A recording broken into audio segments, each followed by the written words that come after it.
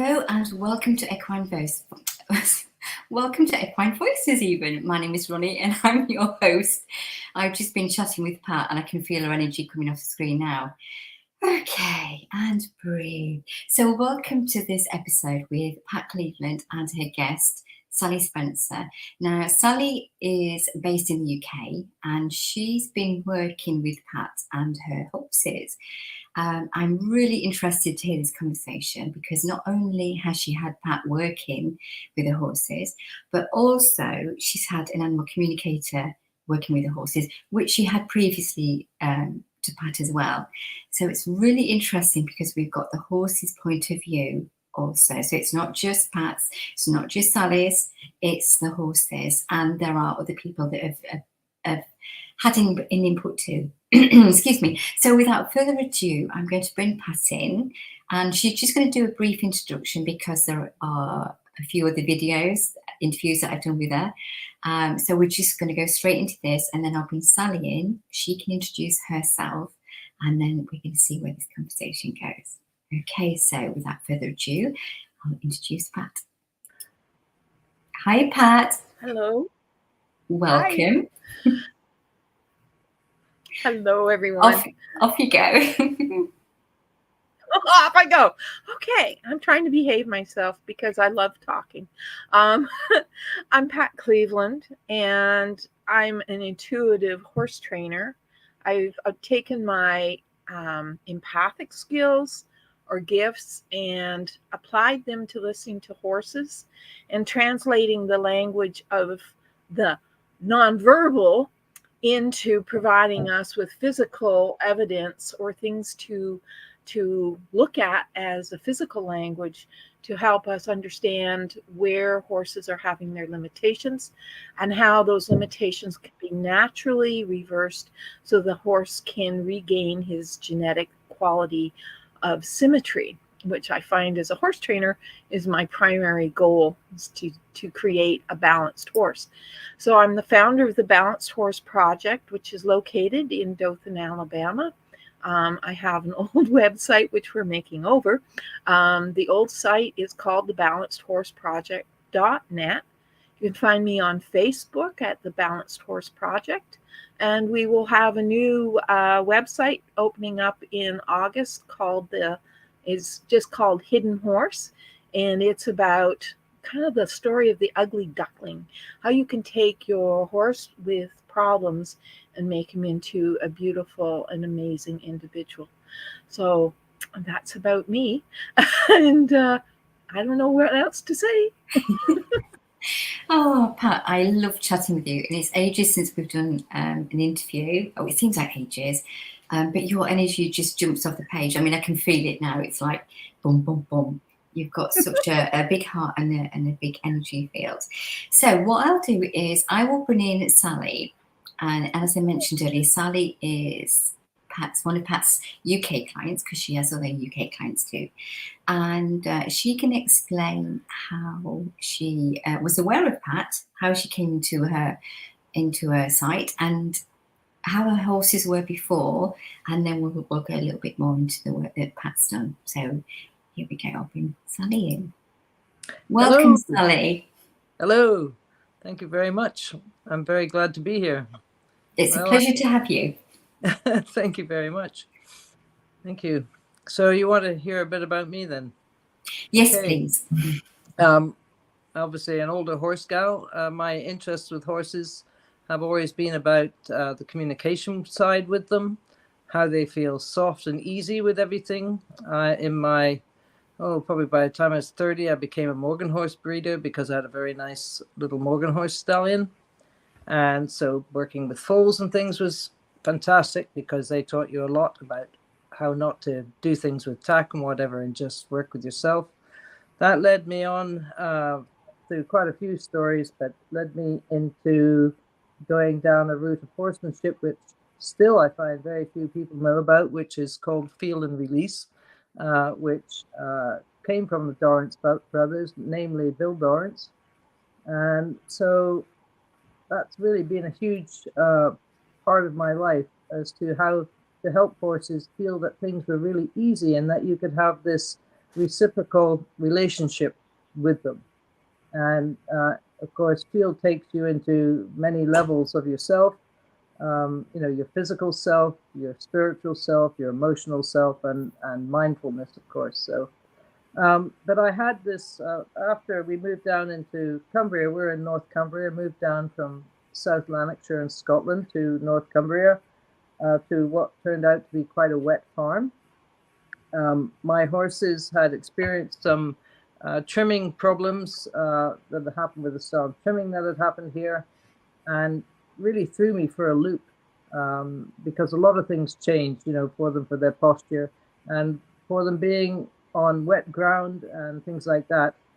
It seemed to get worse. So I kept thinking that this was like a farm fault, that this was the influence, and felt terrible that I had created that. And this is of importance because the experiences that I've had through Pat with my horses created something completely different that I never expected would I'd feel. So what I started, I have a pattern that I seem to attract horses that need help, and they just find me, and it became so repetitive. We lost some, some had to be put to sleep and things like this, that through various things that happened, that I became quite dejected with it, and I started to notice this pattern that if I took on a horse, it could have been, it would have been in some work or something, that when it came to me, I decided I'd like to give it a rest and let it socialize, and I like to have the horses get to know me, to know what their names are, to be able to reply to that, to have freedom all over the place and get used to places, so that they wouldn't go into a zone and be worried or frightened or anything like this, that everything became something they could make a choice about. So anyway, what happened was that they all seemed to crash, that suddenly their postures would become what looked to me worse. Their soundness didn't seem as good. Their feet problems seemed to be harder to deal with. And I just kept asking myself this question: what on earth's going on? Why is this happening?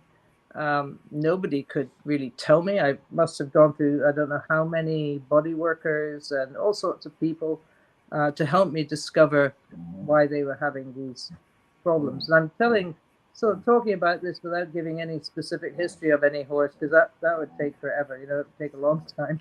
So anyway, when I came across Pat, I was really sort of thinking, I'm getting somewhere, but it's not really enough.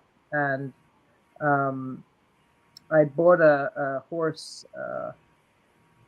that was going to hit hard times if I didn't buy it, down in Wales. So I brought him home and realized there was a lot more going on for him than I probably could have imagined. And he'd been very restricted. He'd gone from looking a perky youngster to a horse who the people thought his head was too high, for instance. So they had put him in a Western tack, which was bridging, and rode him in a shank bit with his nose on the floor. And it just destroyed everything, his core muscles, his thoracic sling, everything. So I kept trying to figure out how to help. So one day I was looking at Facebook, and suddenly this page came up, the Balanced Horse Project. And the words alone pulled me in, and I started to read a little bit, and I started poking around, found Pat's website, saw the photographs, the stories about the foal that started realigning itself. And I realized at the time that I wasn't being told, all the information wasn't there. And I kept poking. I listened to the podcast that you've done and done with Pat and Kathy Price and the lady in New Zealand. That was really fun because she was such a skeptic. That was really good. And so contacted Pat and felt really excited because energy has been, learning more about energy has been a big part of my life, and I'm very intuitive and empathic. So to me, it felt more like home, but I get it for a lot of other people. It might be something else entirely. so Pat and I communicated, and at around the same time, this black mare I have, Morgan mare, who's like my oracle, started dictating all these diagrams. See? And I was getting excited, and it was 2 days to go for this the meet and greet chat that Pat and I were having, and I got this incredible, still makes my hair stand on. I had this incredible surge of excitement, like wee, it's like being in the middle of a sunbeam, and I just thought, this is going to be something else. This is more my my way. This is going to be great. And of course, Pat and I started talking. I suppose we're both talkers, so that was quite funny because we're trying to get each our own thing in there. And I just dearly wanted to show her these drawings that Missy had given us, you see. So, and that was just fabulous because it meant a lot. And Pat then said, oh, well, this relates to this and that and the next thing. And so I was just blown away. I mean, it's just brilliant, So we then made these arrangements to have the horses looked at, and I decided that I can't possibly choose one horse because we're all together, in for a penny, in for a pound, and the whole herd of 5 are going to take part, and that just really blew me away. So it started from that point. Soon after that, the horses, my animal communicator never knows what we've done at any time. I never tell her until afterwards. And she'd been recording what the horses were talking about and sharing for about 2 years prior to this, at least, and recording it on paper. And they had normally been talking about their own, things that were happening to them in their lives. And but after about I think the second session with Pat, they started talking together about the same stuff. They were all talking about how they felt inside, about their realignment, about their balancing, about what they were releasing, how it was helping them feel, how that might be affecting their feet, or talking about their recovery time, and telling me, don't worry, this looks like this, but really something better is going on. Don't worry about it. So this process with them, because Pat is so supportive and bubbly and just so fantastic, it gave me an incredible amount of support that personally I really required. I was in dire need of somebody who understood me and where I was coming from. And we haven't done a diagram, but the thing also during our meet and greet thing was when I said to Pat, because I go off on tangent, sorry, but when I said to Pat that my horses crashed when I gave them a rest, soon after they came, she said, oh, I know why that is. And so she got me to draw a straight line on a piece of paper. And then the next line was a very gentle undulating serpentine, probably had 3 serpentines of that in it. And then the third line was really squiggly, very tight. And she said to me that in the tight serpentine, these little gaps represent, Pat, you have to correct me if I'm wrong, but represent the muscle groups that have been worked on through the training method program or whatever, which helps keep, as humans, we think that keeps the horse in place and keeps it going, which it probably does to a degree as far as it can stand it. And so I talked to a trainer person that I was working with at the time, and he said, oh, yes, I found that myself. When the horses have a rest, they go backwards.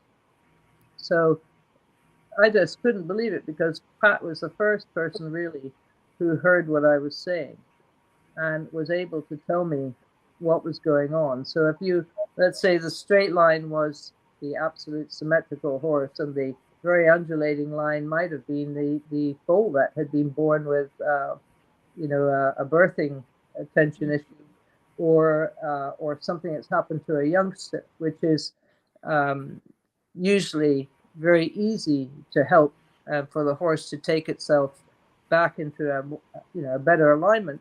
Whereas my horses are all teenage, you see, or they're older, or 20s, getting into their 20s. So for us, this was a really different situation and group. So we had to take Wi-Fi up to the barn to meet with Pat with these horses, and it was hilarious because they'd hear her voice go, who is that gal? Who is that? You know.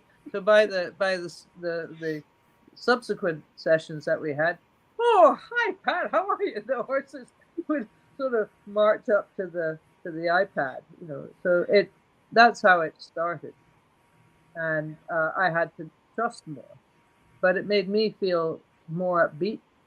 I could just let go of wondering what's going to happen. I could just trust it. Pat would say, just trust it. So I don't know. Yeah, this is really good. But it was good. And of course, the horses became happier as I became happier.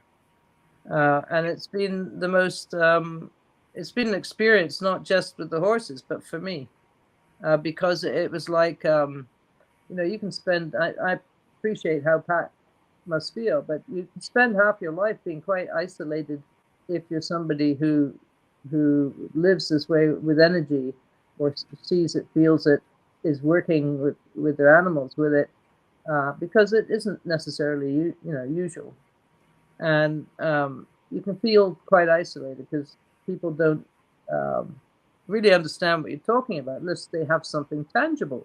And really, at the beginning, what Pat's offering, it isn't tangible really for most people.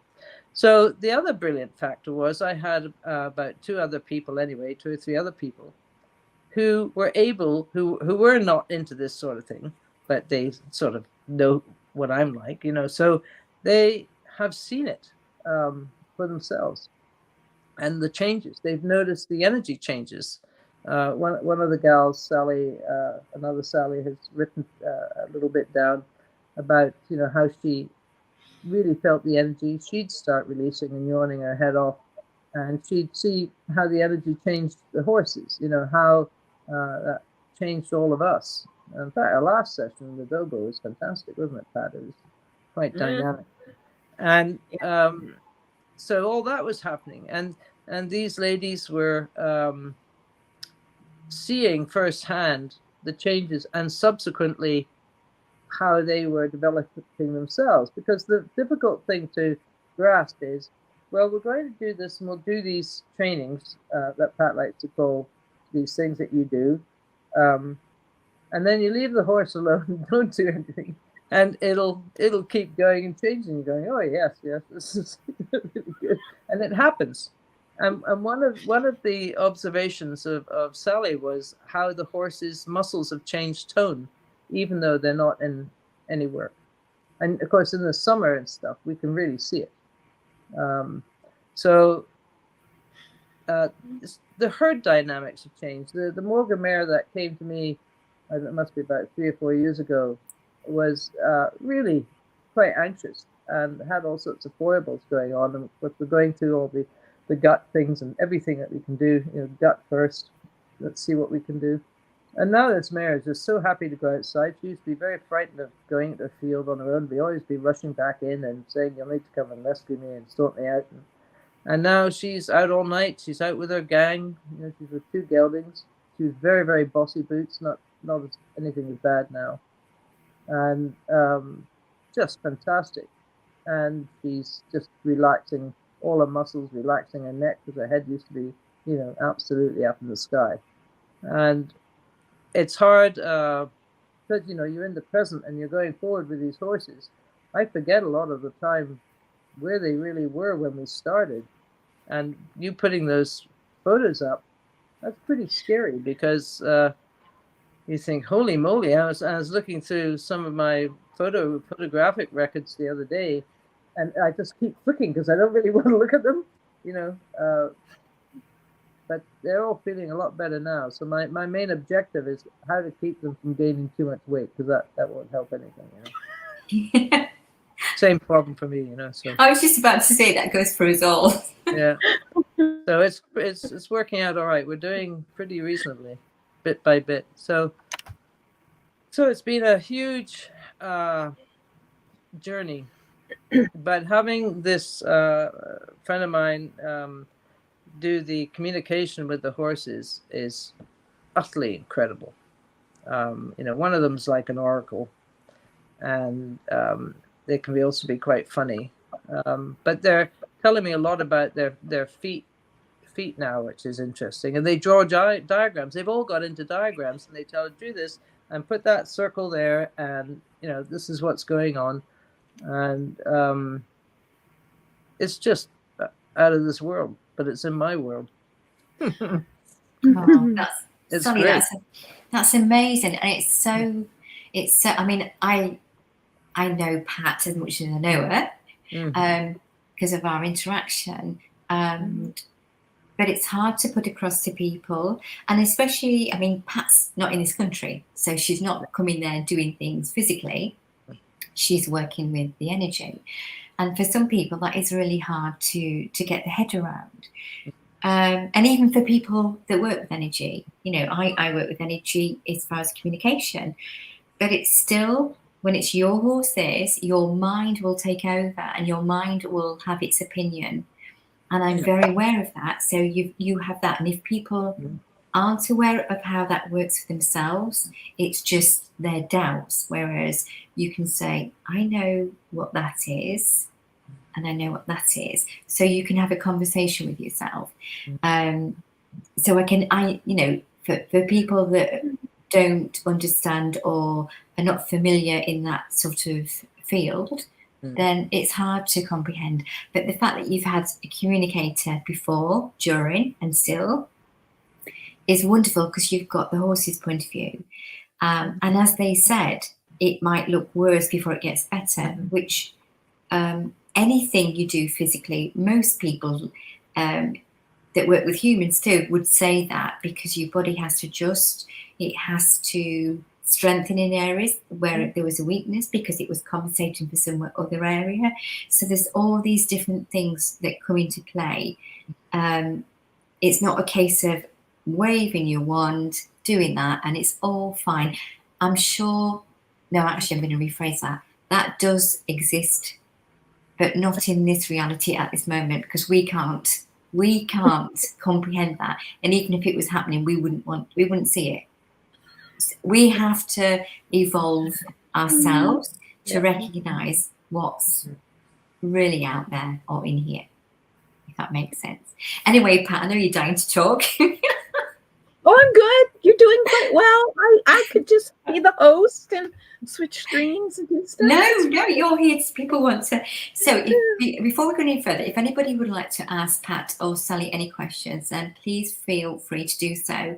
But what I might do is let Pat talk about her experience with Sally's horses, and if either of them see a question that they'd like to answer straight away, then we'll go into it. But if not, we'll do that towards the end.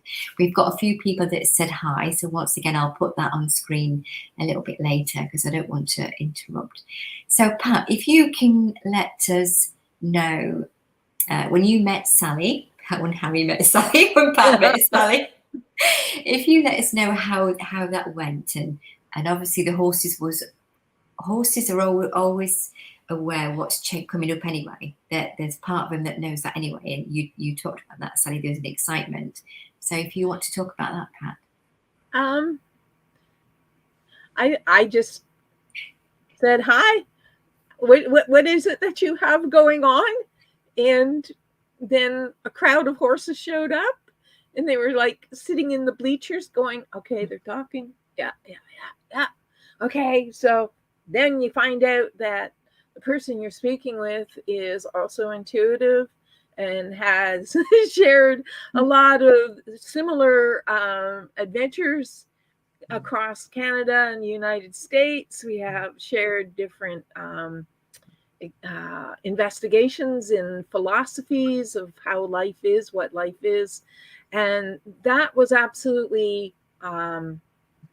inspiring, because it opened up a dimension of interaction that allowed energy, or allowed, if you want to say, creative juices in the universe to go, okay, we're going to make this work. Okay. And the horses are on the sideline going, yay, team, and it's awesome when you connect with somebody who has the ability to go into an environment that they don't understand, but understand that nature has the answers if we just ask the right questions.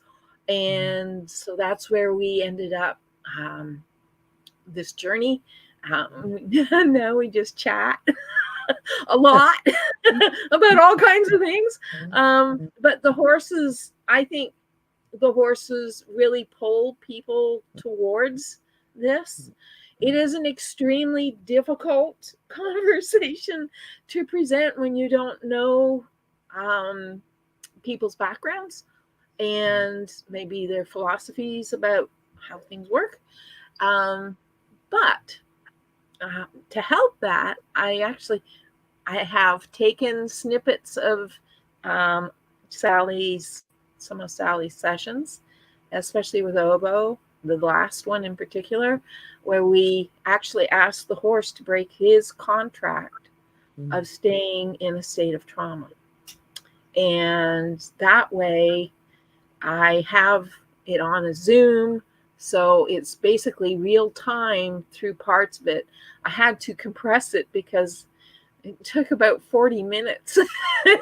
And watching a horse kind of go lick, lick, chew, chew for 40 minutes is boring. But there are some very amazing things that happen. So I thought I just put it together yesterday. So I'll have it up on the Bounce Horse Project if people are interested. And maybe I can share the link. I don't know how things work here, but we'll see what happens. But anyway, so the abstract concept of energy translates into what makes us physical. And so I got Sally to take pictures of all 5 horses and send them to me. And then we pulled them together. And I take my time to help people see through the camera what the horse is trying to show us. And I'm able to do that with the pictures. And we sat down and I walked her through 5 horses and their story of being twisted and their struggle to unlock themselves. And then I said, it's going to be okay. These horses are going to come back to their highest potential. And then we started working. We set up a Zoom link. And when I'm doing that, it's so that I can make sure the people I'm working with are touching the horse or moving the horse in an accurate way, because I'm getting information.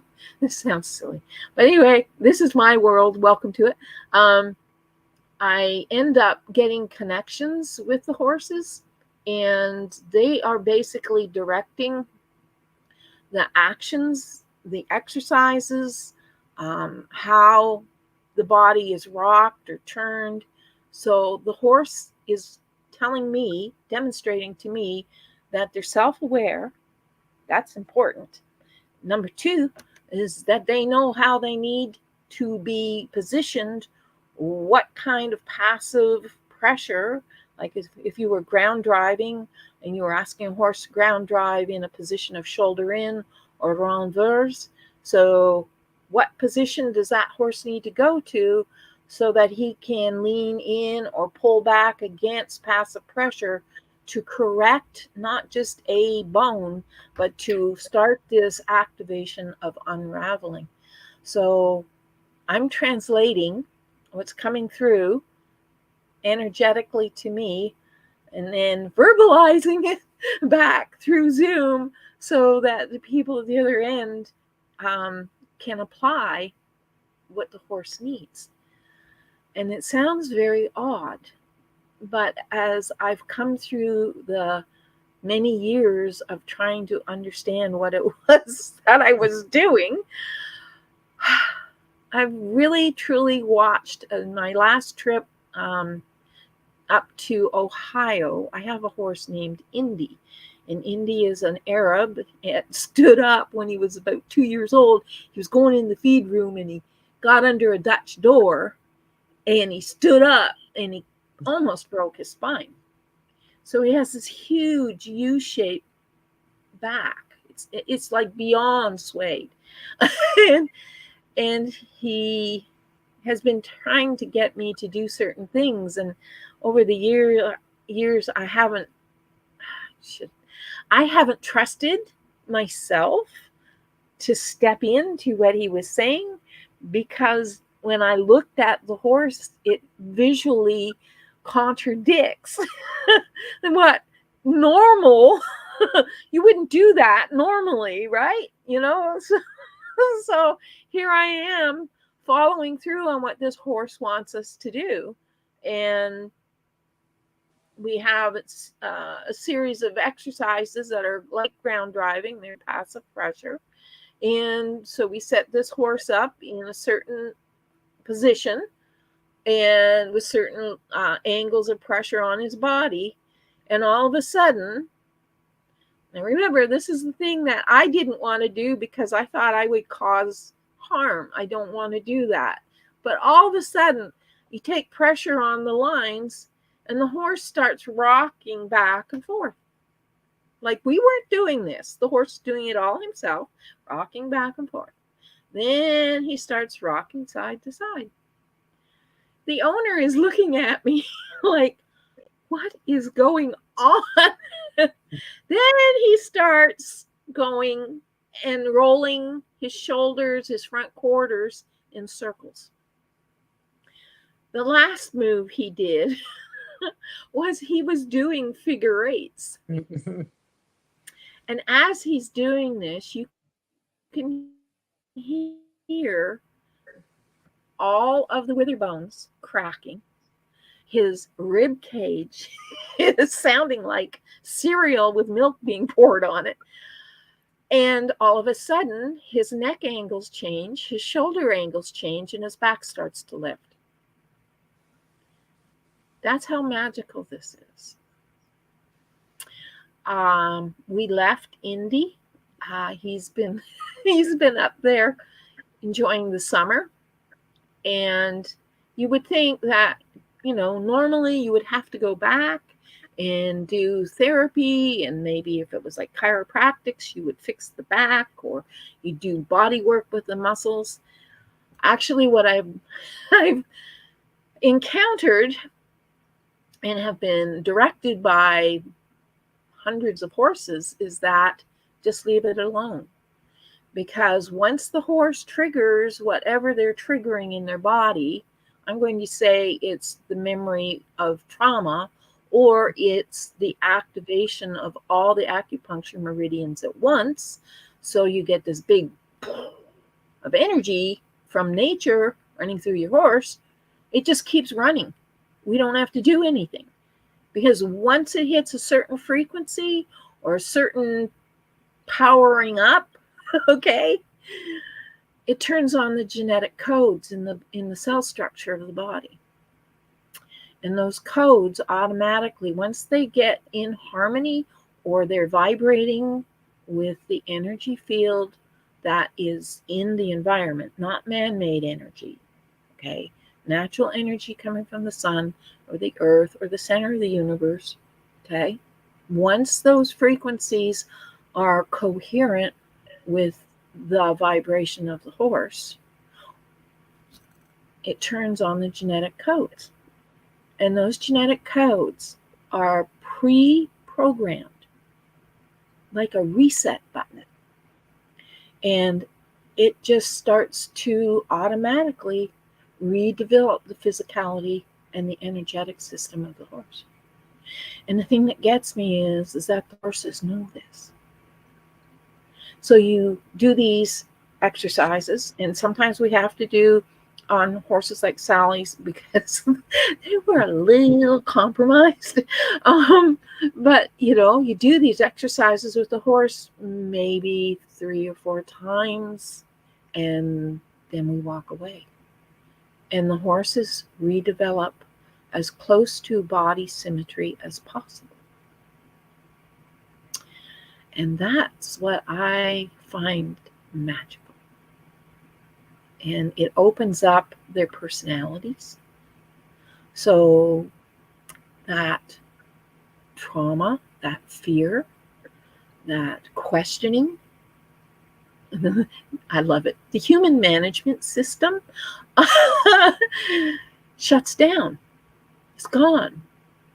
And the horse comes up to you in a state of peace. And when they actually get activated, once this genetic process gets activated, you can be, I'm sure Sally can tell you how it feels.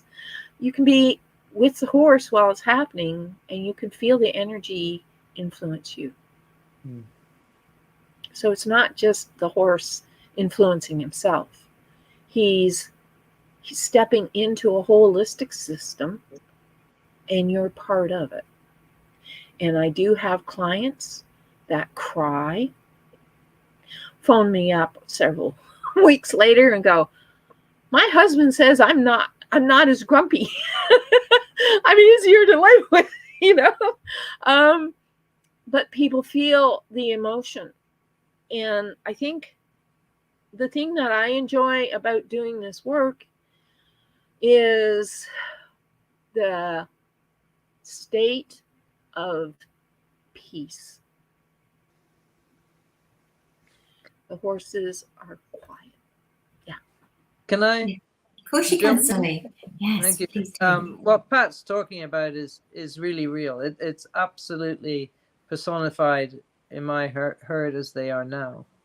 But we've had, obviously, having 5 horses, we've had lots of opportunities, you know, to do these Zoom sessions, these trainings, and that's what everybody feels is the peace, and but it's also that when Pat's talking to some of the individuals, what I want to say, it might sound a bit crazy to people, but for me personally, I carry what these horses are feeling. I know I do.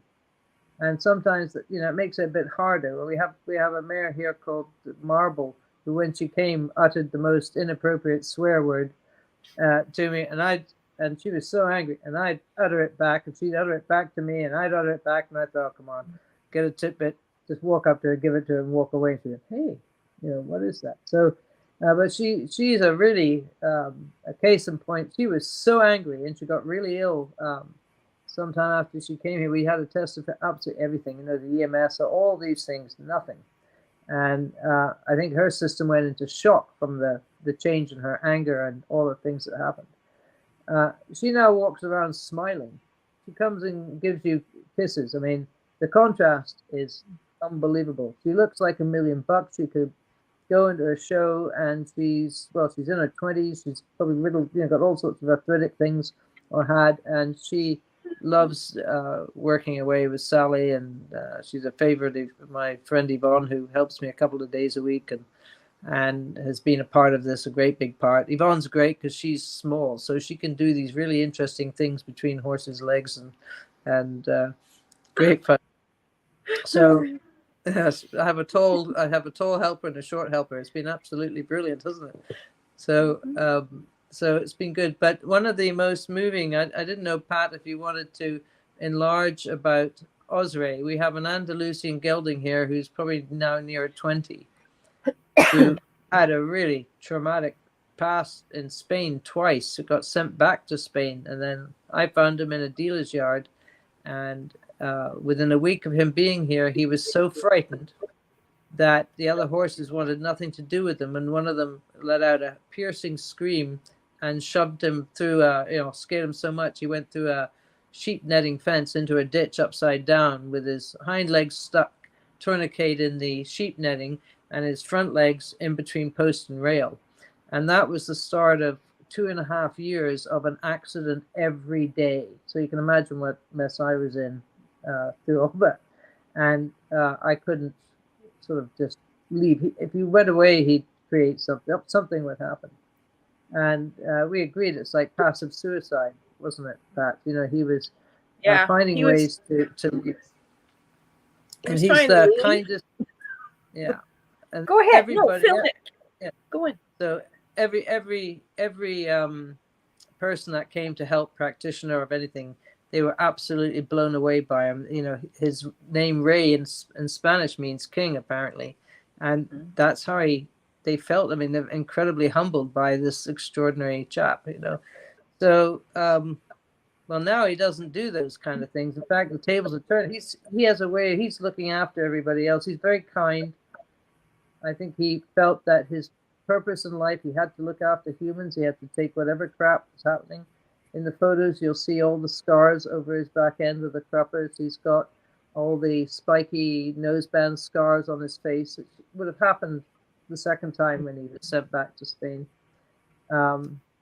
His hind legs were at an angle when I found him. He had a tooth growing right up into his upper jaw. It took me over a year to put your fingers in his mouth to get any response at all. Nothing, you know. So, and he had all sorts of things. But we had this extraordinary session with Pat where it became very deep, where, you know, he was just saying, I'm not doing this. You know, he was the only horse out of the 5 that said very gently, I could leave. And then he would stay, but he just didn't think enough about himself, really. So Pat started talking to him about it's his choice if he wants to release these things, and about how he could view his life and the beauty of it and everything. And I was listening to this, and I was watching the other 2 ladies and thinking, this is quite deep. She could be talking to me. You know, it was, and I think it touched all of us, because everybody has a part of everything, you know, inside. And it was really, really moving, quite profound. I mean, I think I was probably almost crying.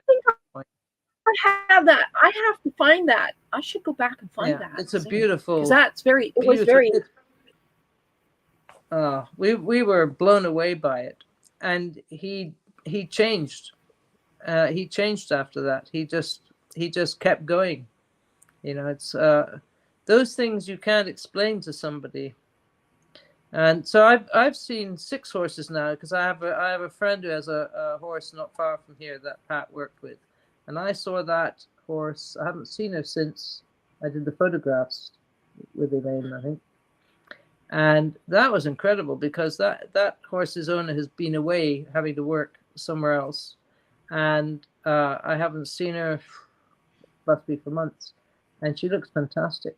She's feeling great. Because this horse, when I went to photographs to Sally, can you get help? You know, can you get help? Which we'd already put in motion with, you know, her owner talking to Pat, and her owner's talking about how brilliant the horse is and how she is to ride. I met somebody in a supermarket who said, oh gosh, this horse has changed completely. And so I was really keen to see her. So I saw her 2 days ago, I think it was, and her feet have really changed as well, which was fantastic, because they were in having, you know, quite a lot of trouble. But the fluid under this mare's skin, she just is glowing. She's looking fantastic. So I wanted you to know that, Pat, because I don't know. Yeah. I haven't. Yeah, I kind of figured that things are good, because it's summer and people go riding, and horses go, oh yes, let's go play. Yeah. So that's been great. So that's good to know. Firsthand, different situation. And the horse looks great. The change in her feet is really, really good too. So what's brilliant is that you.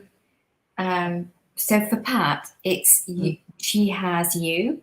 She has other people recognizing the difference in the horses, and as you said, there's a change in the people that are around them, which goes hand in hand, because if you are a person that has gone through life doing what's expected of, but nobody's actually seen you, acknowledged you, or acknowledged something about you, you just go through the motions.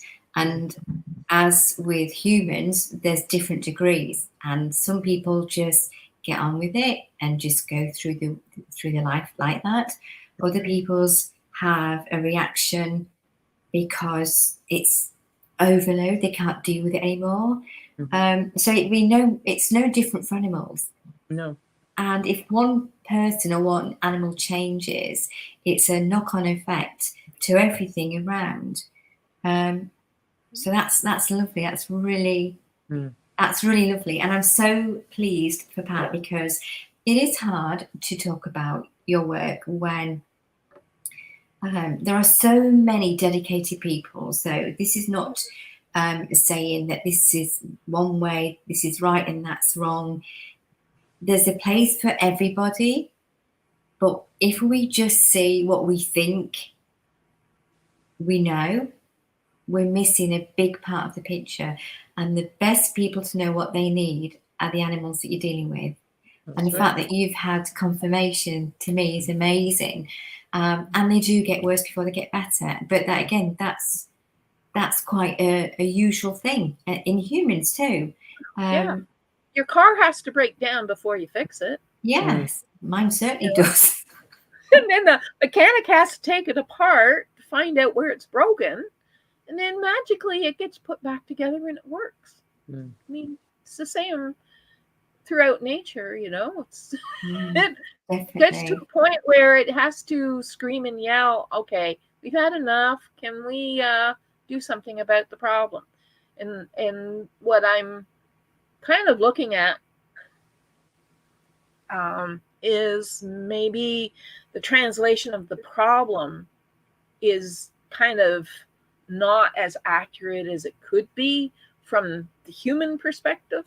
So this is why I have people take pictures of their horses and we go through them, and I, like with Sally, we took before pictures, and then for each session we took another series of pictures. I'm sure people are so tired of taking pictures of horses, but when I put them side by side, the first picture you go, oh yeah, it's kind of lumpy and bumpy, and it, you know, it's easy just to kind of put it over in the corner.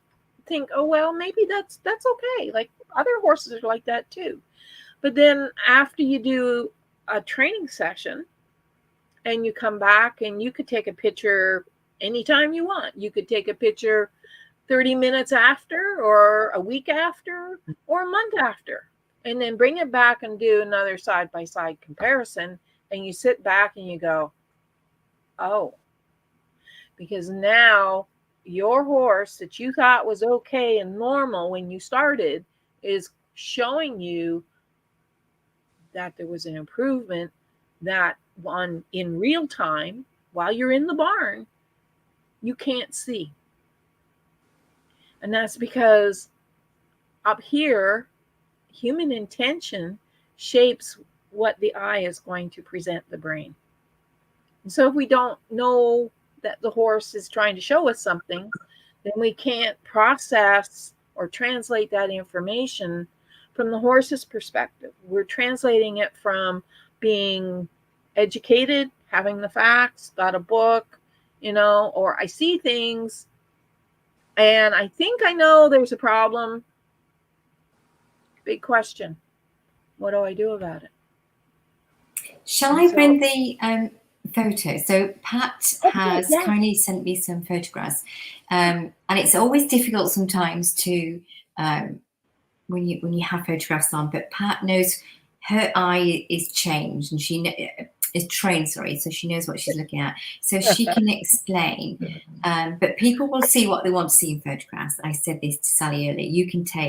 I can take 10 pictures of a horse yawning just by going in the field. I've not done anything, there's nothing happening, but you know, horses can yawn at certain times, and you can put it on Facebook and say, this is what my horse is doing. There's a difference between that and when you're working with the energy, or when you're working, people that do body work, sometimes they're also working in that zone, whether they realize it or not. If they get into tune and they get into that mode, they're doing that also. So this is not knocking anybody that does anything with horses. So what I'll do is I'll bring the photographs on. Let's hope this works okay. And then you can explain, but tell me when you want to go on to the next picture. Okay. Okay, so there you go. Okay. Okay, everybody, I have to put my eyes on. I'm suffering from allergies at the moment, so my vision. Okay, so this is the ashtray, and on the, I guess it would be the left hand side, where it says February the 16th. That's where we basically had stopped before Christmas. And if you take a look at his shoulder and the elbow, the foreleg, you can see that there's on the shoulder, there's the shoulder groove, the point of the shoulder, then there's a groove that shouldn't be there, then there's a bulge coming across the shoulder muscle. And you can see that if you go past the girth line, up on the top line near the base of his withers, there's a hollow. Then follow that hollow on a diagonal to the stifle. You'll see there's a bulge, a hollow. Then you get into the floating ribs. There's a tight crease coming from the flank on a diagonal to the right elbow. Can you see the hair crease there? So these are all patterns of trauma. And he has worked through quite a bit of them, quite a few. The top line, let's see, behind the saddle going towards the flank, you'll see a dark bulgy ridge. Well, his pelvis was still stuck because there was some kind of imbalance in his structure. And we don't do anything with the spine to release it. This is not like chiropractics. This is basically asking the horse to unwind his body by his own weight or movement. And we just give tension against the horse's body. So the horse before in February had not resolved that. I think if you go to the one in March, and you look at the shoulder muscles, it's a completely different construction. The rotation of the right front leg has straightened. You can see that in the muscle development of the forearms. His pole is more relaxed. I know it's a different angle, so it's kind of a skewed piece of data, but it will help us go back across the muscles from the shoulder groove, point of shoulder, across the muscling of the shoulder to the girth line. Then if we go back up to the bulge at the base of the withers, the angles of the withers is completely different. The horse's undercarriage has actually come forward, and when that happens, it lifts the withers and frees the shoulders up, which is why we ended up with a change in the muscles. So the muscles did develop again in a period of a month.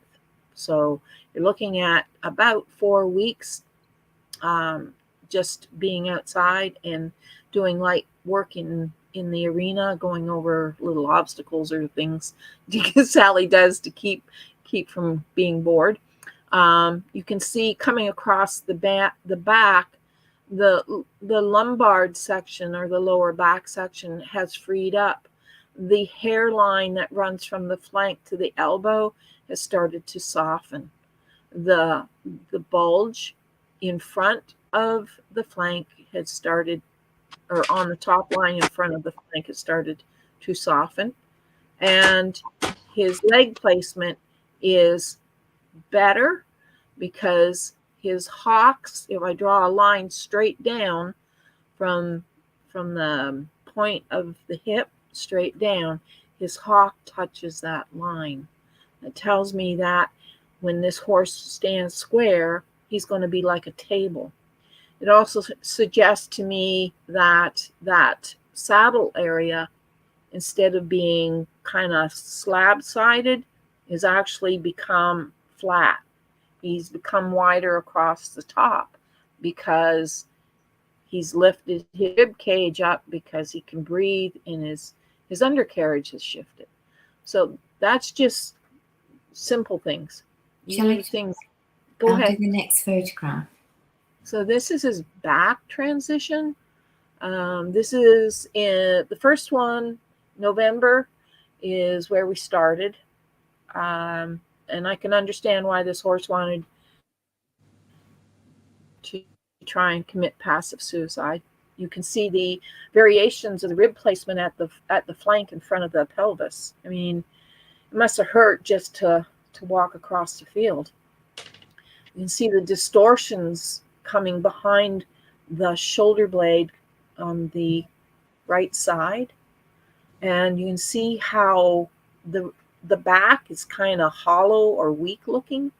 And then as we move forward, and you can see scar tissue, all that gray stuff along the dorsal line come at the top of the pelvis is, I think, some kind of scarring that he's experienced, or he's been rubbing. No, it's scar. Is it scar? Okay. It's so the middle picture is showing his back after coming through Christmas with no support. He's just been out being a guy and prancing and showing off quite a bit because he's feeling quite mannerly. he's a guy. And you can see the contours of the back have started to change. The first picture, you can see there's at the base of the withers, there's a line.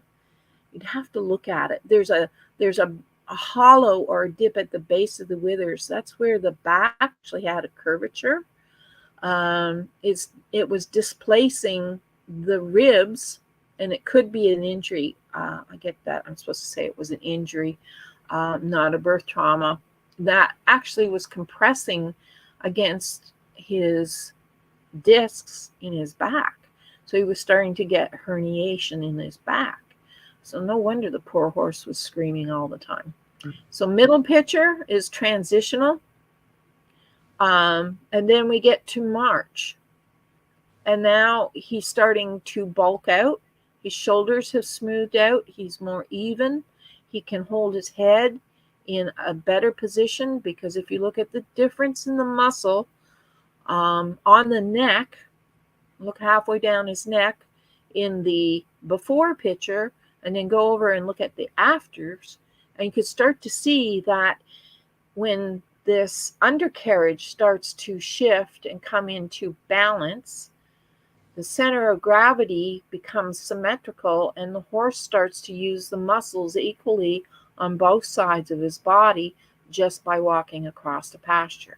So now you're starting to see the structure under the hair. You can see where his ribs are still in motion, but he's made muscle, and those muscles are supporting his structure. And he's freed up his neck, and he's making neck muscles, which is really important, because everything that I get told by horses is, fix my neck. Please fix my neck. So I don't get that from Osprey anymore. So we can go on to the next one. Oh, this is Oboe. Okay, and everybody... He looks funny there. Don't freak out. Sally takes really good care of these horses, but Oboe came in as a crash test dummy.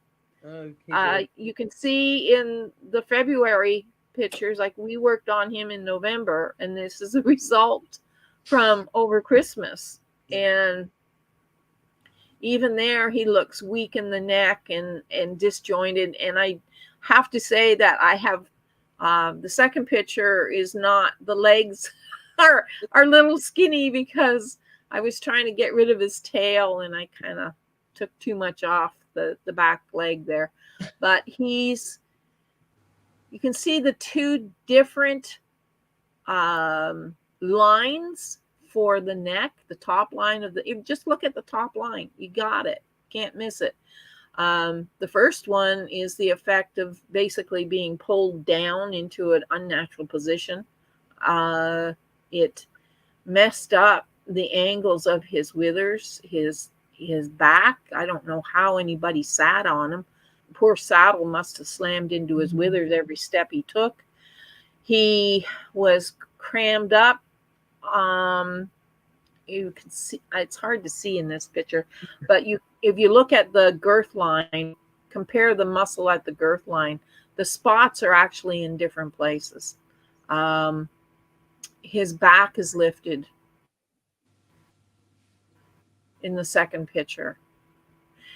He's better in his balance. And we worked with this horse 3 days ago, and I'll guarantee you that he's improved 100 times past where these pictures put him.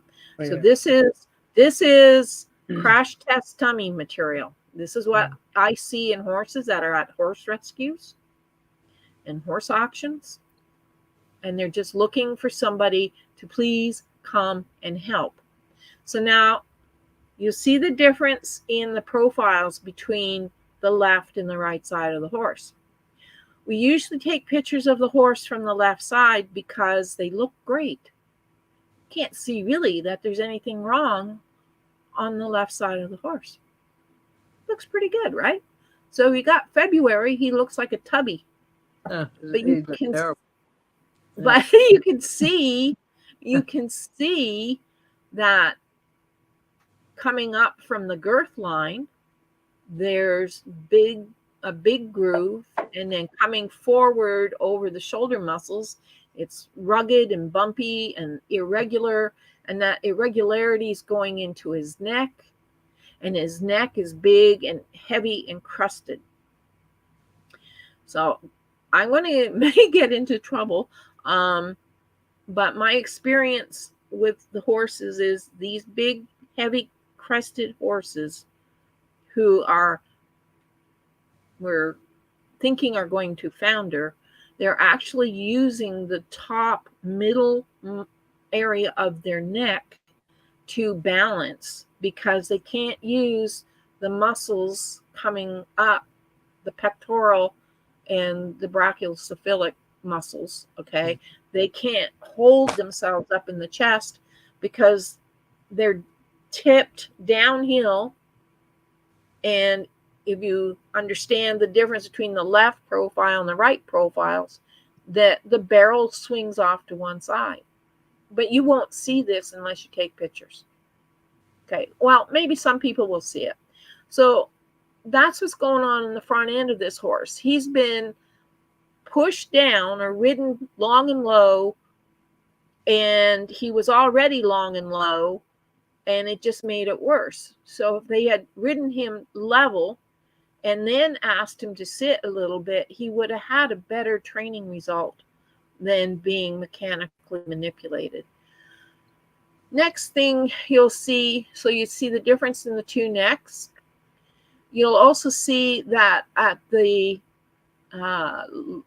if you go to the barrel, the underside of the barrel, the before, there's a bulge, and it's not there after. So again, this is 4 weeks of doing nothing. This is February to March. You see a difference in the angles of the back, the withers, the hindquarters. He's more compact. Now the scale on this picture may be out, but he's more compact. He's not looking like a stuffed couch. And if you saw Obo today, at the girth, yeah, he looks like a different horse.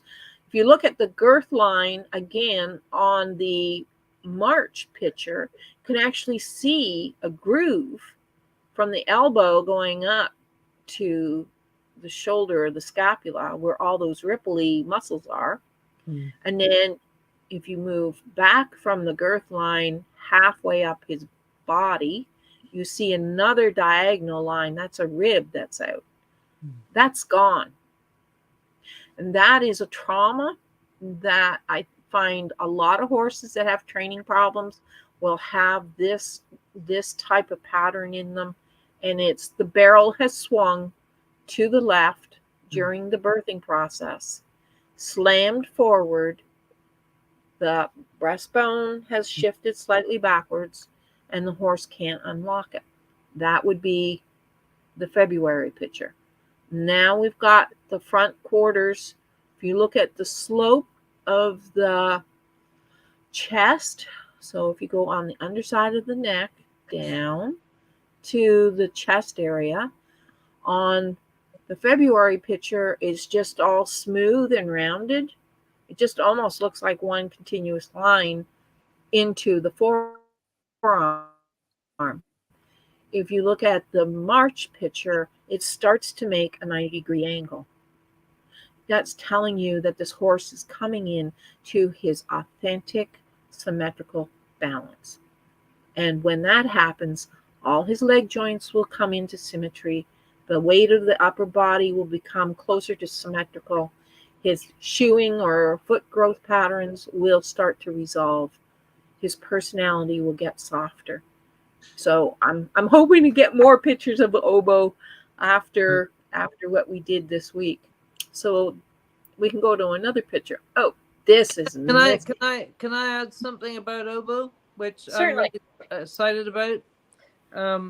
Since he came here, he had really major gut related problems, and his past owner would say he rolls all the time. Well, that stopped after 2 days of being here, and I think he'd been in a small paddock with very little hay or anything, for about 5 years doing nothing, and so we've gone through a lot of things to try and help his gut, but right now he's not worrying about the food. I mean, this is why he also probably looks so porky around November.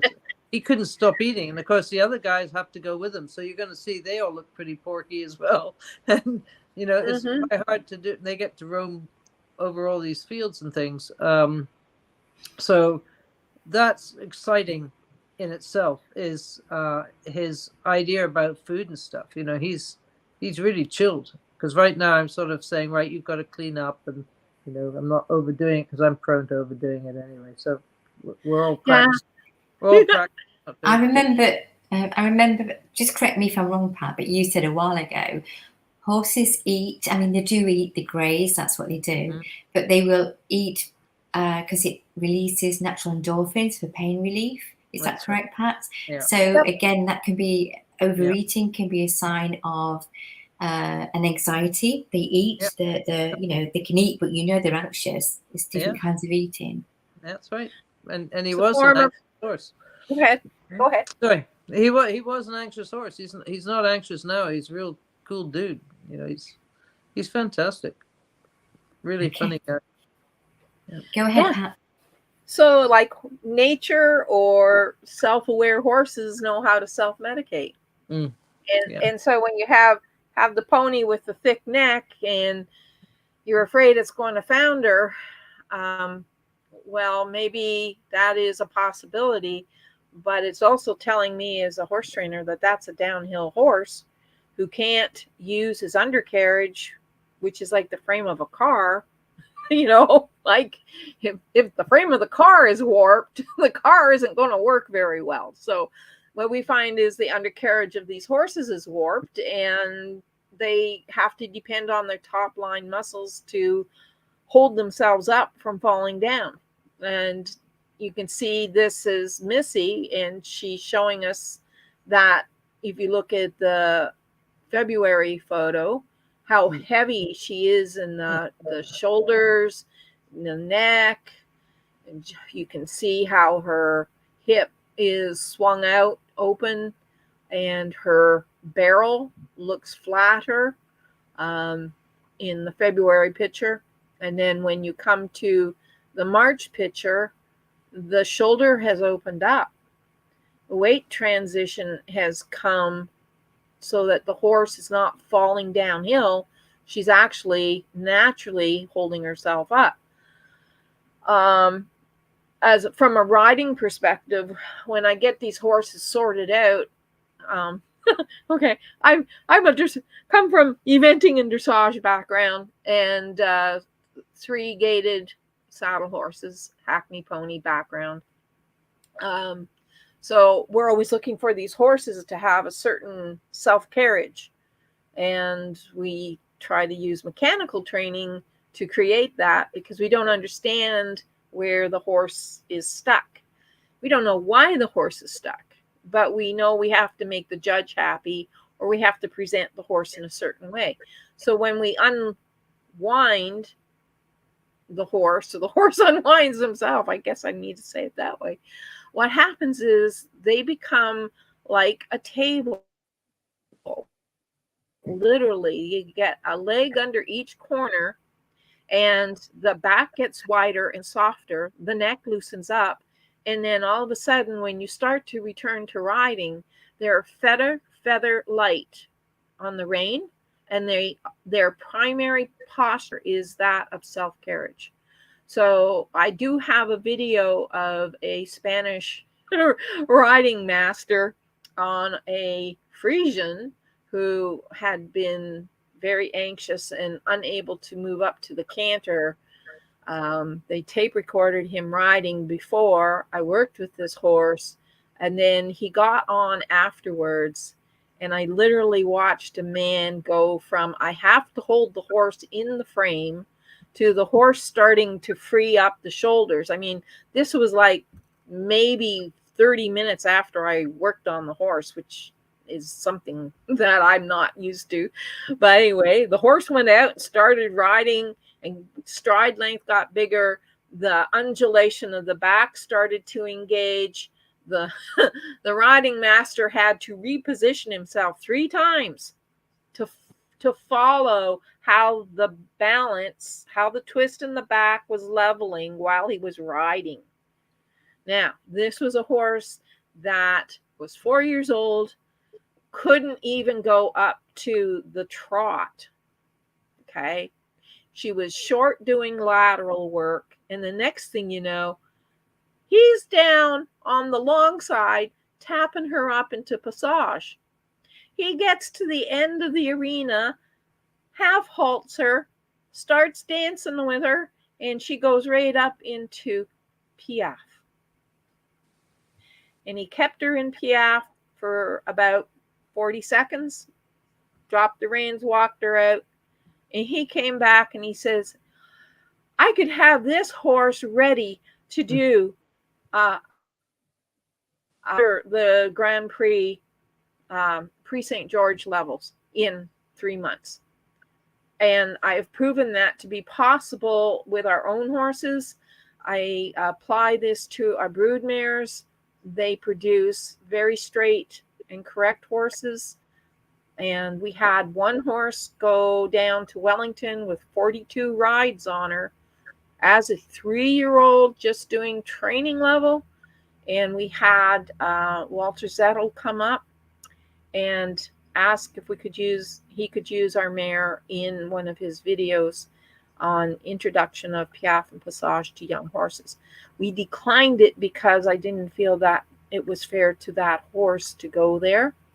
But he also complimented us on the fact that it was the only correct horse at the horse show. And I went, excuse me? Oh, tell me more, And he said it's because when you slowed the horse down to the walk, like you had to do a lengthening of the walk and then a shortening of the walk. And then he said, instead of your horse falling forward, okay, and shortening the front end, she sat down into the hindquarters, lifted her back, and shortened the length of the stride by lifting her back. He said that was correct. And he said, even the Grand Prix horses are not doing that naturally. So this is how balanced a horse knows it can be. They come symmetrical genetically. I think birth trauma messes them up. We contribute to that, but they just want to be straight so they can go in a self-carriage. And then, like, in 12 days, you can have a horse walk, trot, canter over fences and doing basic dressage. And they aren't afraid. And they're with you. And they love their jobs. And I just think it's amazing. And it makes horse training so much easier. Safer, too. Okay, so much for my babble. But you can see the difference at the girth line between these two pictures. You can see the difference in the shoulder angles. You can see that the horse is falling downhill in the first picture, even though she was originally a Morgan Park horse, which means that she would have a high head carriage. But she couldn't do it because she's a downhill horse. So now she's closer to level. And what's she like now, Sally? Fantastic. Still working on her, trying to do things behind people. She's fantastic. She's flying in and out of the field. She's got no anxiety. So I know that she's feeling more and more comfortable, because really at the end of the day, that's what we're seeing with these horses, is how comfortable they are or not. It's not just an isolated thing. Her well-being is fantastic. I mean, that's also out of all this that strikes me. I was thinking today about horses and what people would term as mental illness. They get labeled with all sorts of things, and people say they're shut down or whatever, but it turns into sort of like a mental ailment for them. That if they were humans, they would have more attention for that. They'd have more care about that, but they just get like learned helplessness, or they're all these things are have a little branded name, but it doesn't talk about all the little particles that are there that they have to go through. And of course, it's like us, I suppose. Something goes wrong and suddenly we have some shooting pain down a leg. It's all connected. And so for my group, so as they are just now, it's this, for me, which is the biggest treasure, is their sense of well-being. So and they're still changing, but the well-being factor is so key for horses. And again, that's something that's missed. You can have a horse look athletically absolutely fabulous and it'll do all this job, but it might not have that sense of well-being. Do you remember Caroline Bradley and Tigray? Ronnie, I think you're probably too young. Caroline Bradley. Caroline Bradley, and she rode a grey horse called Tigray. I vaguely remember. Oh, she died, I think, of a brain tumor or something. She had something. And to see that pair together, he would go, jumping, and he looked like sort of like a dressage horse, show jumper, and he would just go ambling up to. It looked like he was ambling up to these jumps, but of course, he would clear everything. His time was fantastic, and he looked one of the happiest horses I'd ever seen. And he was as round as a cherry. His muscles were absolutely beautiful. That was probably the most fantastic combination I ever saw, if you're looking at well-being, in my life. And then that horse ended up getting sold and completely transformed physically. He looked like a streamlined eventer type or something, and then you never heard of him again. But with Caroline Bradley, they were just a feel good combination. And but the sense of well-being is really important. So if something goes wrong with our horses, we're looking at all the mechanical things, aren't we? Or the things we need to change. But that well-being thing is elusive, and you have to, I suppose, feel it yourself. Feel that that's what's not there yourself to help them find it. But I feel that's what's happened to my guys. No matter what they're still dealing with is irrelevant. But they're having a ball. So we go back to Missy for a second. I think that picture really illustrates, if you look at the neck in February and the one in March, you can see the difference in the neck. And then if you go down to the front of the chest with the shoulder placement in the chest, you can see in the February shot that it's kind of looks like a boat, a bow of a boat. Weird. Rolled up. Okay. And then behind the girth line, the belly drops. And then if you come into March, it's squared at the chest, and the shoulders have come into alignment with the true vertical balance of this horse. I know I can talk confirmation and get technical, so just kind of push me on if you need. But I wanted you to see the difference in the rump. Oh, back a sec. See the difference in the rump angles and the difference in the shoulder angles. And these are horses that are fixing themselves. This is not chiropractics or body work or doing anything fantastic. Sally listens to my translations, does these different pressure type exercises and throws them out. And this is what you get. You get a better horse. Okay. Must have been the fatty fairy or something. I wonder what happened. I fed them that, or they didn't. Okay. So what we got here? Oh, this is her chest. She was twisting, and you can actually see in the February picture where the barrel is slung off to the left. And in doing so, she has to fall into the left leg, the left foot, and that was messing up how the hooves were growing. Yeah. Okay. So this naturally starts to change the growth pattern of the horse's feet. The second picture doesn't look all that inspiring because her muscles are changing. The trauma that was in this horse's front quarters, behind or underneath the left shoulder, was profound. So you'll see there's still missing muscle. It looks tight and grumpy. The front quarters is still trying to come straight. But look at the difference in the stance of the two front legs. She opened up the base. So now she's starting to find that instead of trying to wobble between two sore front legs, because maybe the elbows, if you look at go up and look at the points of the shoulders, the ones in the February are on an incorrect angle.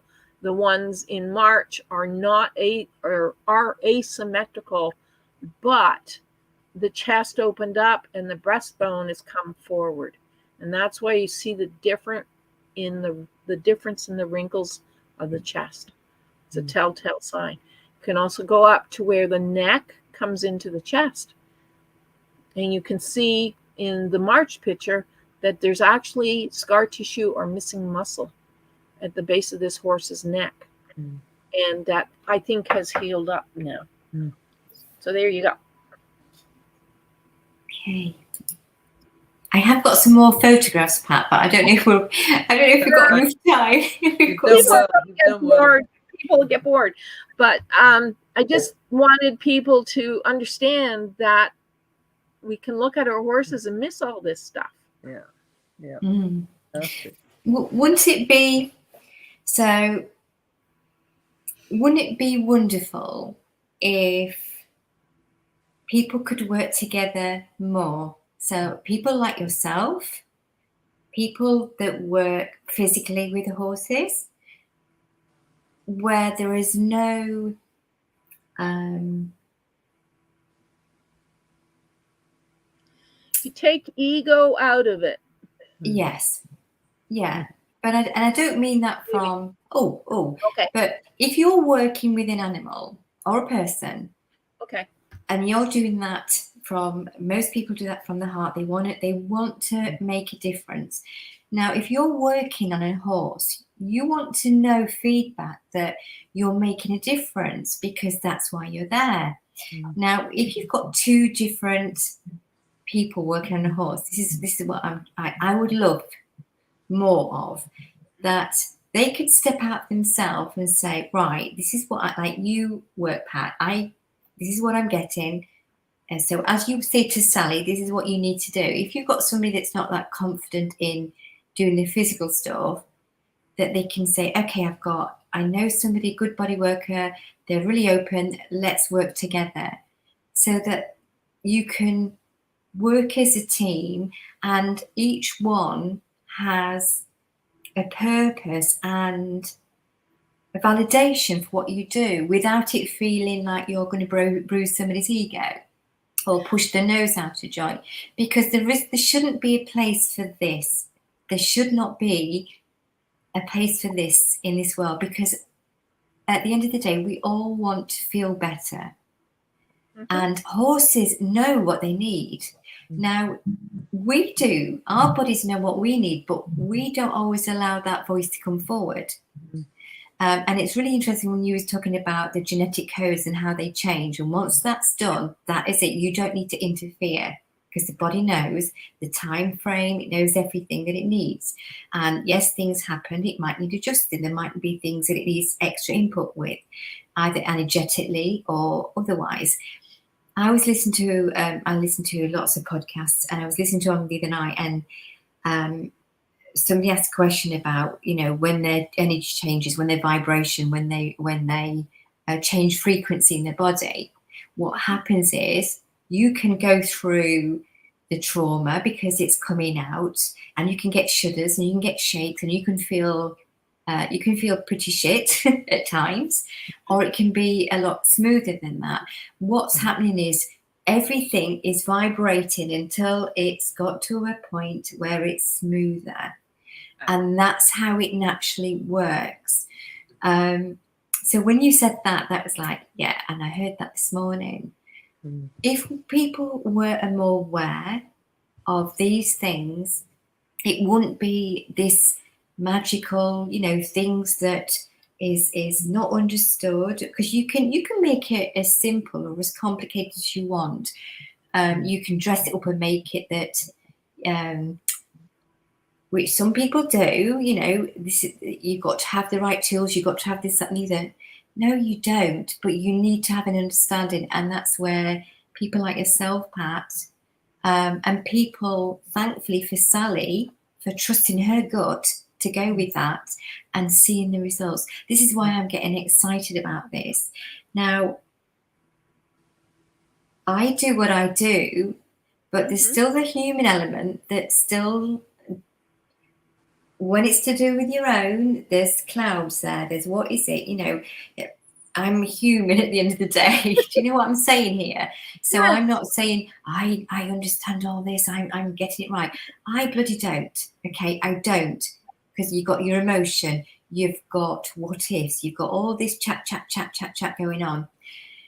If you can step aside from that, and it's easier when I go to see a client because I'm not in that emotional state. You can see it with different eyes. Nice, yeah. And if there was more people that would be happy to work without feeling threatened, because there is no need, there is enough work on this planet for everybody. If we think somebody else is going to take what's ours, then that's the problem with that person, not the one that's doing the work. Okay, I can go 3/4 of the way down that conversation, and then I have this, wait a minute. And here's the wait a minute. That it's not a therapy.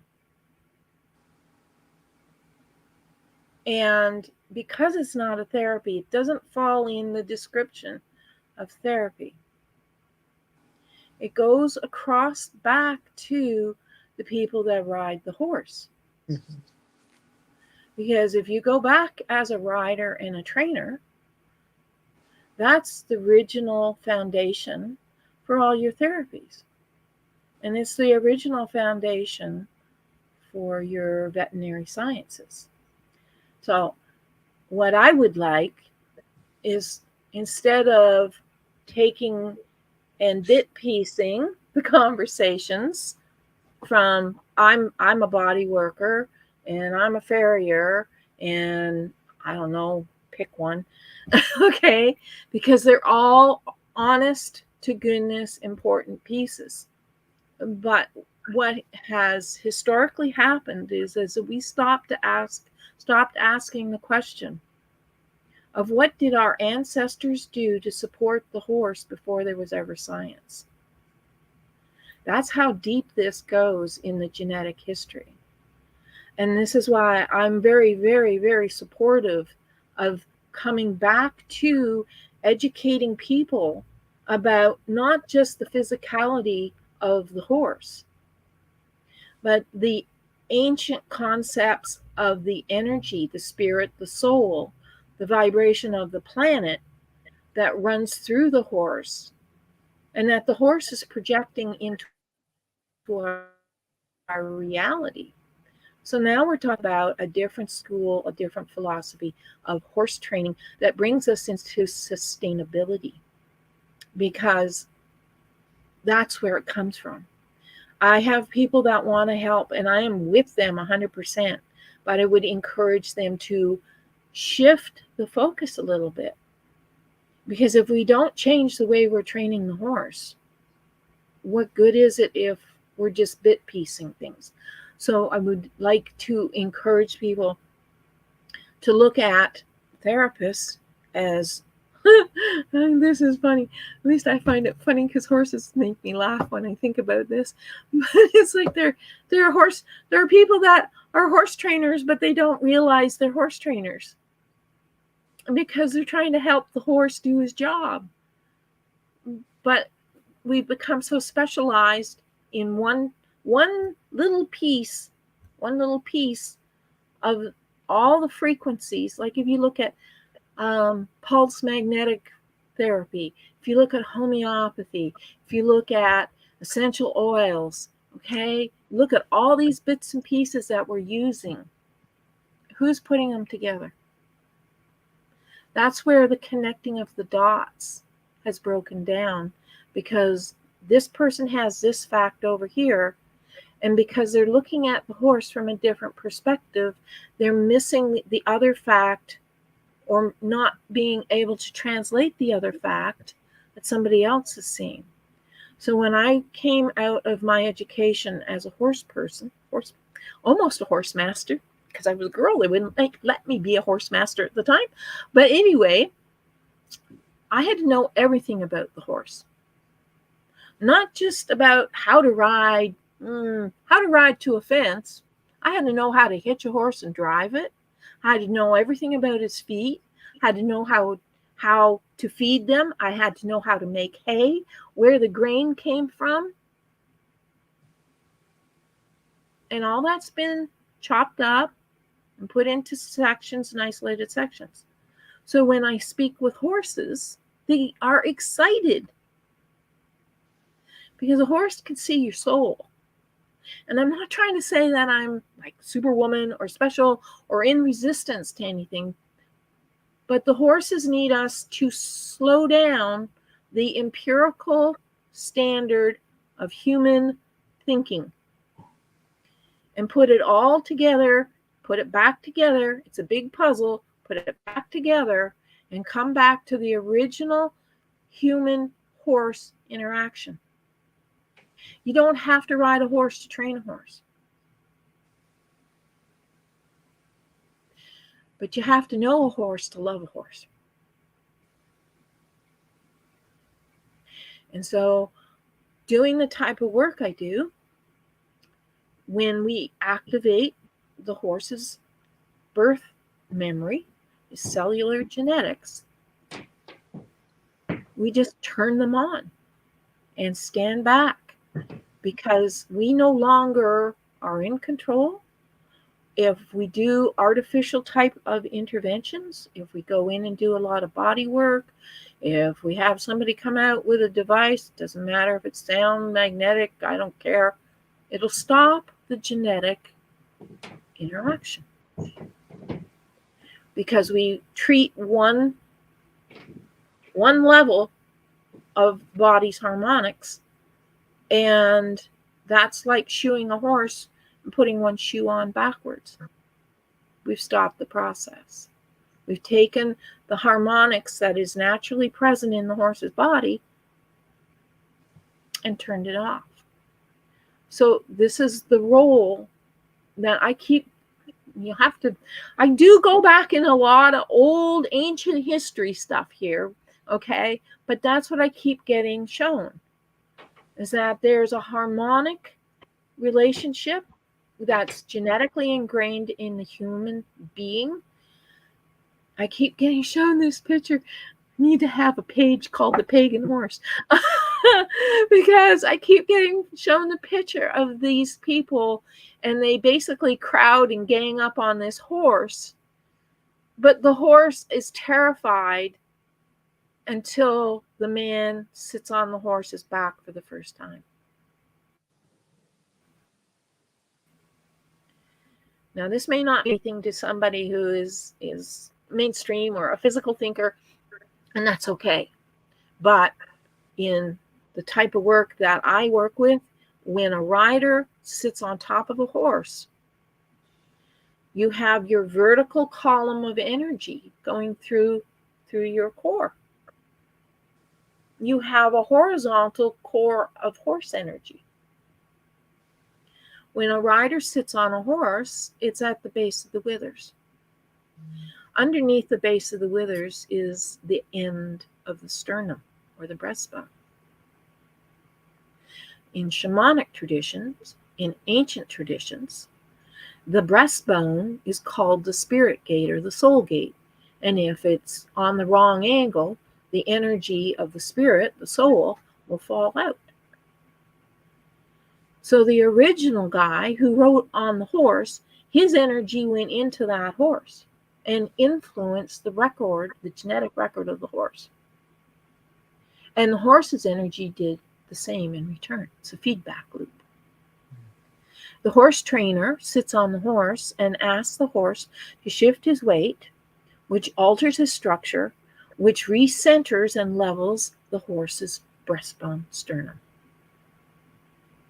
Yep. So we are the key. Yeah. It's the whole horse human interaction on the physical and the metaphysical. And it's all recorded in the human DNA sequence and the horse DNA sequence. And that's why you will see people who have never seen a horse before absolutely automatically know that they love horses. Because we are a key. And I personally believe that we're supposed to activate this rebirthing, unwinding, the reforming of the horse to his original, or close to as possible, his original state of perfection, which is symmetry. And in return, he will give that gift back to us. I believe that. Yes. Okay? I believe So this that. is where you will see my hesitation, Mm-hmm. because I think there's a lot more going on here than let's just look after the horse. Oh, absolutely. There always is. There always So is. there you go. Wow. So anybody who wants to learn, yes, but I would love it if we could just get away from this fact and this fact and this fact and open ourselves up, open up. Even though it might scare you, maybe that's why you're here. Maybe that's why you're asking these questions. And maybe there's some answers that will change the way that you see reality or your perceptions of what's possible. Or maybe you'll believe in a miracle. Miracles happen every day. We just don't always see them. Mm-hmm. Oh, Pat, I love speaking to you. Whatever anybody's views, when you speak and they listen, you can just, even if it's not their terminology, you can feel that. I mean, I can just feel that from, without sounding wishy-washy, I can just feel the love coming through. And it's not just you, it's the horses talking to you. It's literally just, I can feel that really strong. It's just universal. It is just universal. Yeah. But and the thing is, it's not woo-woo. It's always been there. It's just we've been taught not to always touch on that or feel that or acknowledge that. But that is changing, and it's changing a lot, and it's changing in more places than you realise. And I spoke to a lovely vet a few weeks ago, and she's definitely in tune with herself, and she works as a vet, but she also has her own practice. In her own practice, she's very much open to a lot of new things that are coming to her. But I just want to, okay, so people are still watching this. Go on then, Pat. Okay, so I have a little community of like 5 people, and we get together and we chitty chat and go through each other's experiences. So one of the things that I can offer people who are interested in exploring this, doesn't cost you anything, won't hurt you. You go to YouTube and type in cymatic. It's CYMATIC. There's a series of videos in there that show a sound plate, and they put sand on it, and they go through different frequencies. And each frequency that's in resonance with the sand produces a different geometry. And that brings me into my lecture on sound horses. Because that's what we're tapping into, is the vibration of invisible geometry through sound. So you can check out cymatics, and you can see the impact of an invisible sound wave on sand, on water. On some frequencies, they have plates of ground metal, and they actually mound up and make 3-dimensional mountains. So this is taking us into physics, not biochemistry, not anatomy. I don't have to know anything that's wrong with a horse. The horse's conformation is the language. And the feeling that I have, okay, is a language that fits my genetic code. And other people may feel it or see it or interact with it differently. But it is real. So go and check it out. That might open some thoughts. Thank you, Pat. So we've had, Claire, I'm going to put this on. Phyllis did say hello earlier, so I'm going to put that on the screen. So for the benefit of the audio, because this will be a podcast afterwards, Phyllis says hello. And then we had Colleen Phillip says, hi, Pat, from Bandit and Colleen. Yes. Well, I hope these guys are still here. And then Claire Morris, absolutely love everything you say, Pat. So, so true. Very similar to the human equivalent with Dr. Joe Dispenza. In one of your previous podcasts, you talked about the earth stood still on her crooked leg. I remember that conversation. That resonates deeply with me, but I can't find any reference to it. Can you explain where it comes from? Okay. People, you'll have to understand that this is a historical oral tradition. I cannot vouch 100% for the stories as a fact. I've tried to add up the years involved in this story, and so far it's adding up to 2.5 million years backwards. That's a long time. I think it's the story that comes from the Neanderthal or the Denisovan people, and they were talking about a time when there was no moon, and that the earth stood on a true vertical axis. The story could be found under Eeyore Bach. It's called the Bach Saga, and it is a northern tribal history that comes out of the foundations of Finland with the languages of Rut, Van, and English. So that takes us back to a history that predates anything that our traditional people are talking about in our education system. I looked at it and I thought, well, there's got to be something to this, because everything about the horsemanship that we have today is about symmetry. We judge the horse on symmetry. My question when I came into this oral tradition was, how is it that our genetic code can go into homeostasis, which is a natural reaction of trying to regain symmetry. Some people call it healing. Okay, but on a whole body system, that's whole body symmetry is bringing in homeostasis.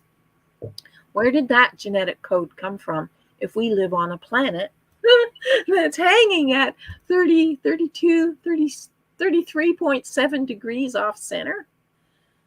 And the only historical system that I can find is from a culture that has been genocided or removed from the face of the planet.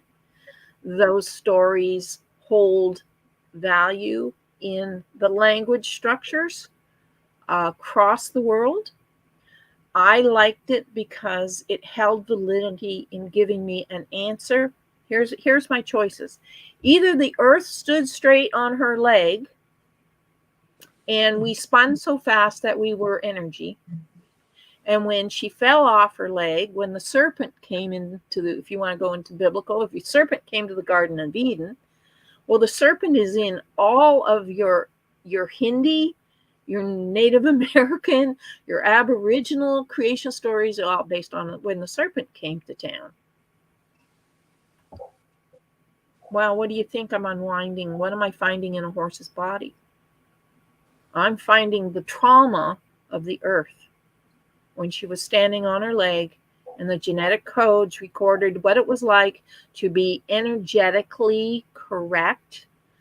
And then we fell, the harmonics came into dissonance, or they couldn't resonate the way they used to be.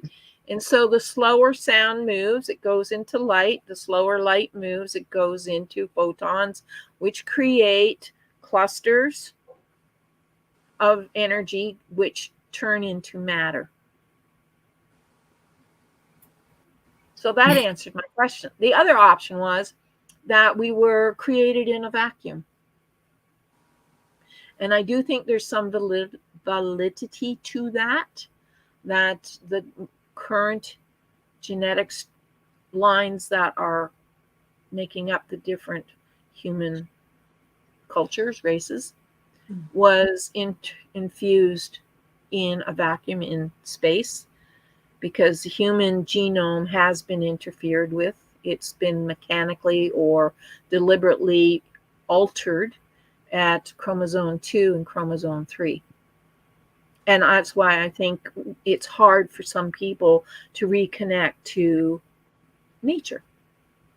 But I am finding that people that are left-handed or ambidextrous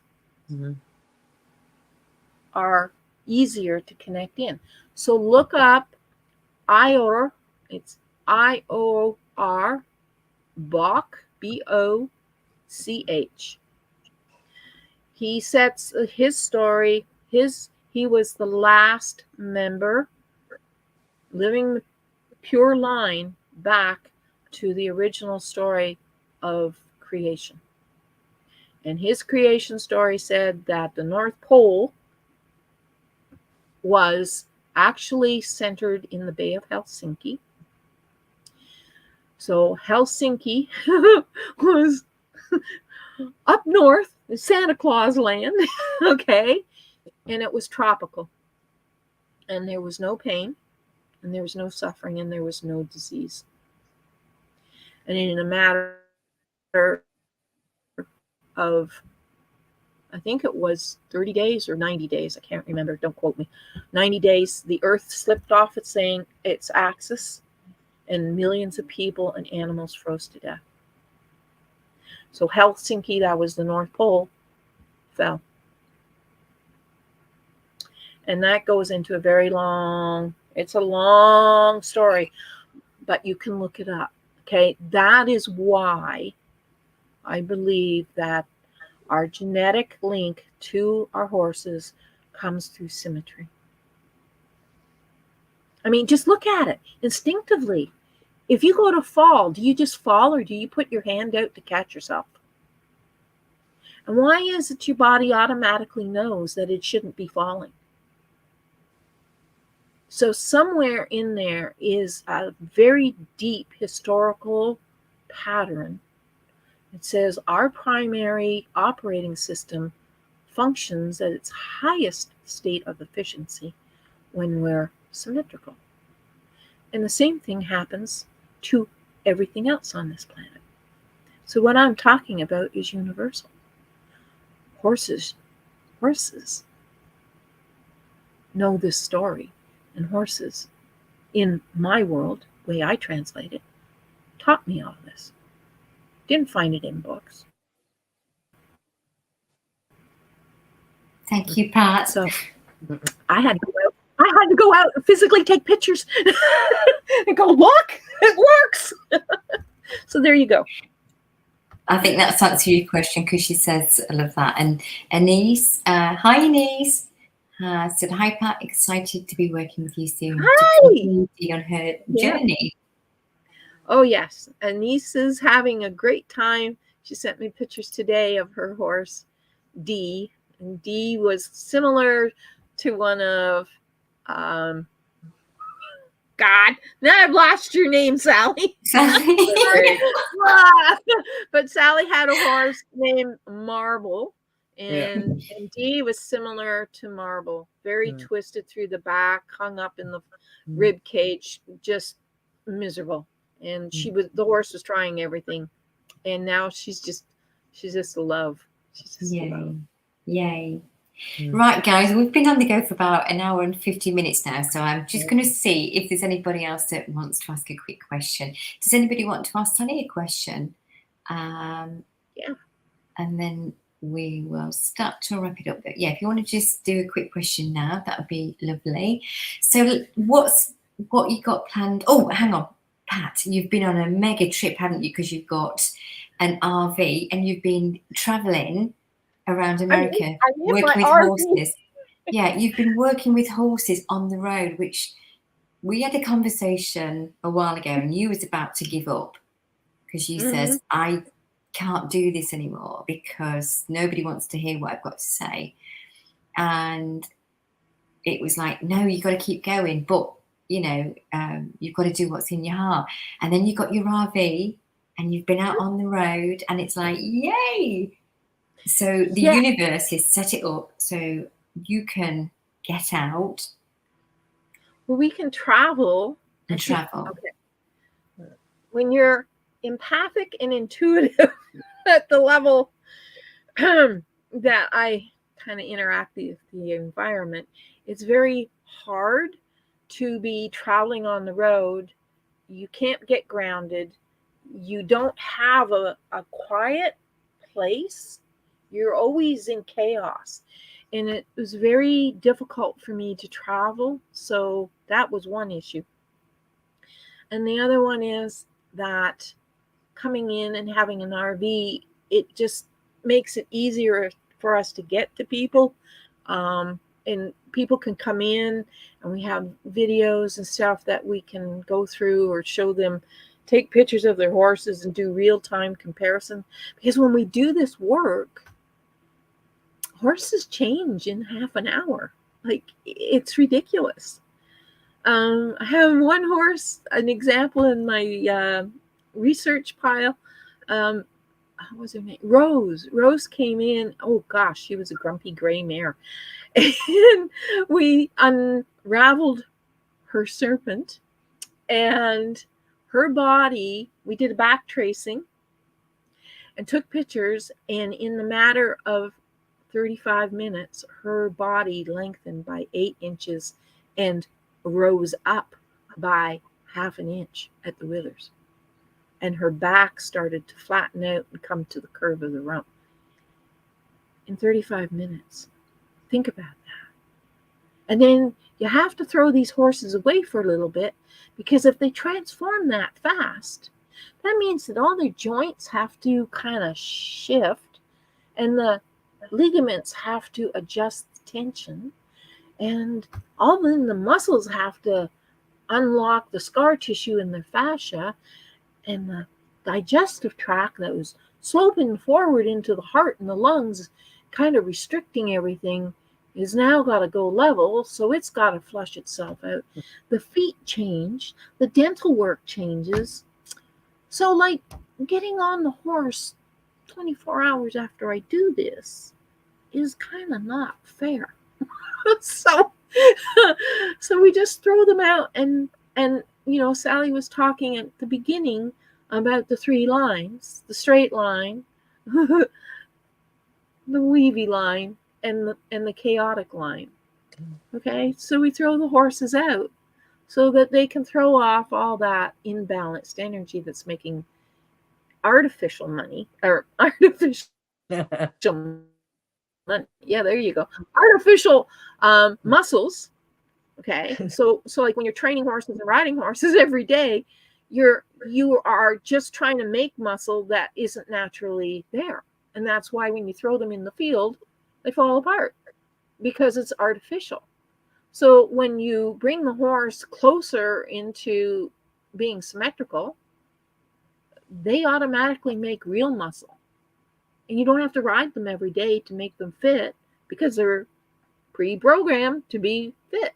And you can take them out and introduce them to their career concepts, and they're already muscled and balanced. So that like cuts 60 days of training off right there. So that's what goes on.